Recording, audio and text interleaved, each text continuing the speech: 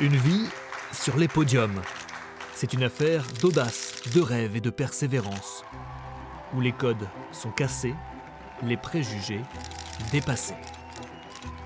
J'étais la fille d'agriculteur, donc j'ai plutôt été un petit garçon manqué. Et c'est vraiment quand je suis rentrée dans la vie active où du coup j'ai développé un petit peu plus ce côté féminin.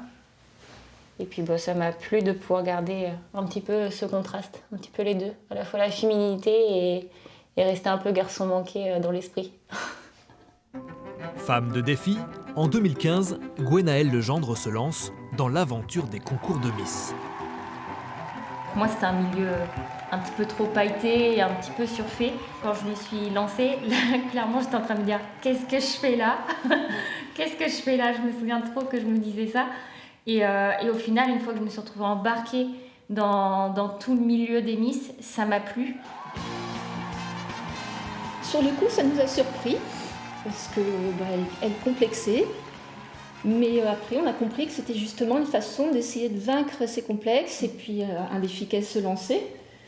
Dès sa première année, elle est élue Miss Basse-Normandie, devant une certaine Amandine Petit. Apprendre plusieurs années plus tard que c'est Amandine Petit qui se retrouve Miss France alors qu'elle a été ma dauphine quelques années auparavant, c'était une grande fierté pour moi parce que du coup j'ai eu la chance de pouvoir faire l'élection avec elle. Pendant 3 ans, Gwenaëlle tente sa chance pour représenter la région à l'élection de Miss France, mais échoue de peu sur la 2e marche du podium en 2017.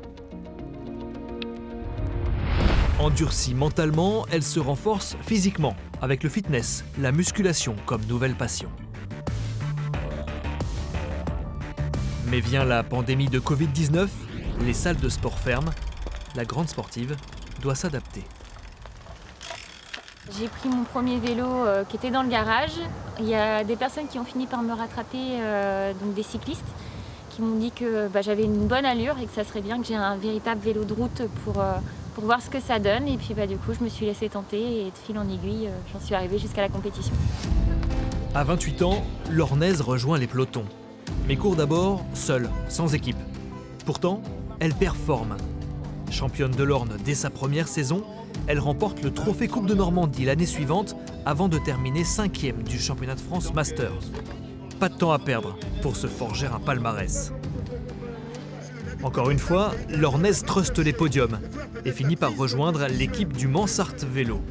Début mai, elle participait au Tour de l'Orne, une épreuve de haut niveau classée Coupe de France. Il y a 2 ans, quand j'ai commencé le vélo, je ne savais même pas gonfler une chambre à air pour des roues étroites comme ça, donc je viens de loin. Mais je trouve ça agréable aussi et rassurant de pouvoir manipuler soi-même son vélo pour des petites choses du quotidien. Donc c'est pour ça que je préfère le faire, au moins je sais que les choses sont bien faites. Bon, on y va les filles pour le brief. Donc là, cet après-midi, 3e dernière étape. Moi je pense que là aujourd'hui, l'échappée principale, et si tu rates l'échappée principale, parce que c'est plus facile à dire qu'à faire, la contre-attaque. Et ça, après la contre-attaque, tu as toutes les chances de remonter au classement général. Très vite, Gwenaëlle s'est fondue dans le peloton, comme un caméléon, ou presque. Elle a des qualités physiques qui sont très intéressantes. C'est une grosse travailleuse la semaine, elle fait des gros efforts, des préparations de longs kilomètres. Elle a une hygiène de vie qui est remarquable. Après, voilà, il faut qu'elle apprenne. Il faut qu'elle apprenne la science de la course. On a des règles, comprendre qu'il faut parfois laisser tomber ses choix personnels pour se mettre au service d'une équipe et répondre aux attentes d'un directeur sportif. Lors de cette ultime étape, l'objectif est donc d'être à l'avant pour accrocher le top 30 du classement. Mais pour tout le monde, les jambes sont lourdes, aucune échappée ne parvient à se détacher. Pour la championne normande, les sensations sont mauvaises, alors elle s'accroche. Face à des adversaires plus référencés, plus fortes sur le papier, elle résiste. Décramponnée à quelques kilomètres de l'arrivée, elle termine à une trentaine de secondes seulement de la lauréate Léonie Mailleux, championne du monde junior de poursuite par équipe.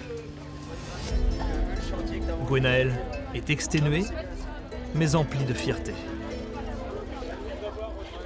J'ai résisté, heureusement que j'aime bien le dénivelé parce que là j'ai été servie, mais c'est vraiment les jambes sont complètement KO là.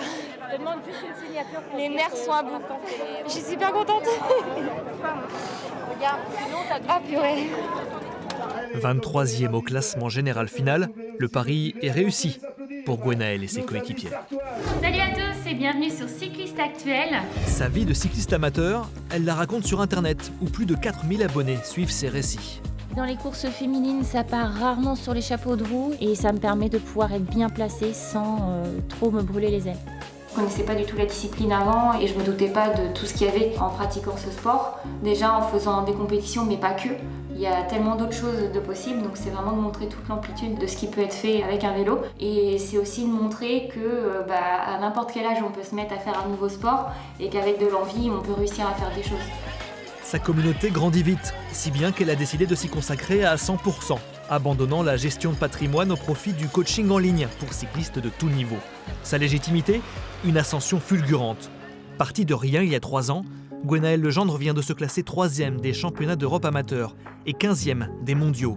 Son leitmotiv ne change pas, se donner à fond, sans limite, ne rien regretter, marquer les esprits dans cette vie où elle n'entend décidément pas quitter les podiums.